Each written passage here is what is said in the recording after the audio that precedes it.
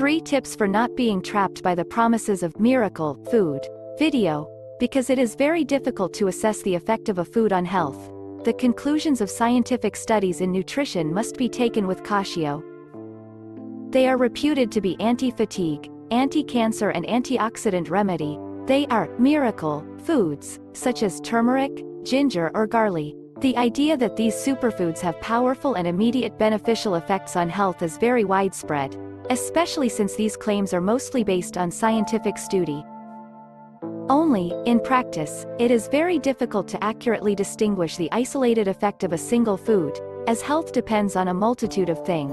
Researchers are well aware of this, which is why they usually remain cautious so as not to draw too hasty conclusion. Sometimes, however, these precautions are removed when the information is released to the general public. Hence the need to be vigilant and to keep in mind that, even perfectly carried out, a study is never a guarantee of absolute truth, not to mention that it can be misinterpreted. Here is a small anthology of the most frequently encountered biases.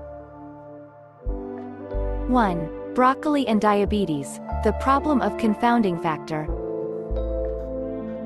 Dealing with the effect of a single food on health is not easy because you not only have to be able to distinguish it from other foods, but you also have to take into account the environmental factors likely to interfere. For example, researchers want to know if broccoli protects against the risk of developing type 2 diabetes. They ask 1,000 people to complete a questionnaire that provides information on their frequency of consumption of this vegetable. They then discover that heavy consumers of broccoli are less frequently affected by diabetes and conclude that broccoli has a protective effect. But this is to forget all the other elements that come into play in this multifactorial disease. Perhaps broccoli fans have a healthier lifestyle, balanced diet, physical activity, etc., while those who eat little of it pay less attention to their fruit and vegetable consumption, and to their health in general, food consumption, alcohol and tobacco, less sports activity. Failure to take into account these factors, called confounding factors, therefore necessarily leads to a distorted conclusio. How do you know if it's broccoli that protects against diabetes, and not sauerkraut or a Sunday morning jog? Certainly, most studies take into account a maximum of confounding factor. Researchers even use statistical methods that allow them to highlight the influence of a single element among other. But very often, there are so many variables within the group studied that this exercise proves to be parallel. The results are then based on the robustness of the statistical analysis. 2. Eating organic protects against cancer. Correlation is not causation.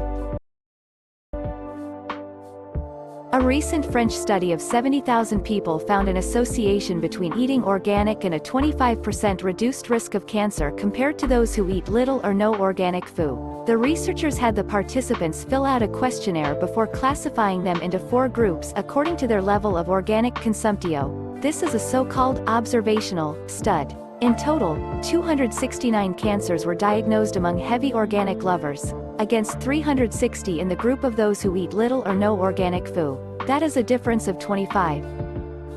However, it is impossible to say at this stage that eating organic protects against cancer.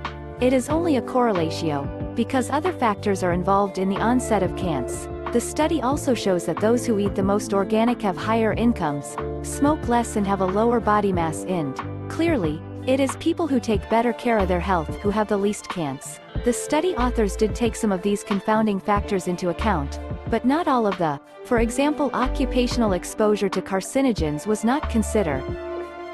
To establish a causal link, it would have been necessary to randomly form groups of people of identical size, perfectly comparable in all respects. Same socio-professional category, same lifestyle, etc. This is called a randomized tria. The only thing that should vary between the groups is the level of organic food consumptio. If after several years of follow-up, differences emerge in the number of cancer cases, it is reasonable to conclude that there is a causal link. In practice, these studies are impossible to set up, very constraining, costly. For lack of anything better, it is the accumulation of observational studies whose results go in the same direction that should put on the trail of a cause and effect link, without however being able to prove it formal. 3. Tomatoes and skin cancer. What works in mice does not work in human. Tomatoes reduce the risk of skin cancer, proclaimed a health information site a few months ag. The article echoes a study published in the scientific journal Nature. This news would be quite encouraging if the study had not been conducted in mice. More specifically, in genetically modified mice, more at risk of developing skin cancer. For their experiment, the scientists divided the mice into two groups, both of which were subjected to ultraviolet rays, which are known to cause skin cancer. In the first, the rodents received a conventional diet. In the other, a diet supplemented with tomato powder. The researchers then discovered that the mice fed with tomato powder developed fewer skin tumors than the other. This result does not mean that the tomato has a protective effect against skin cancer in human.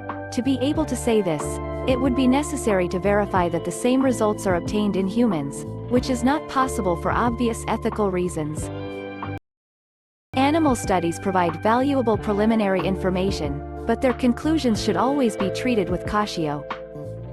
From one study to another, the conclusions follow each other but are not alike, and it is common that a food praised one day is no longer considered so advantageous the next day.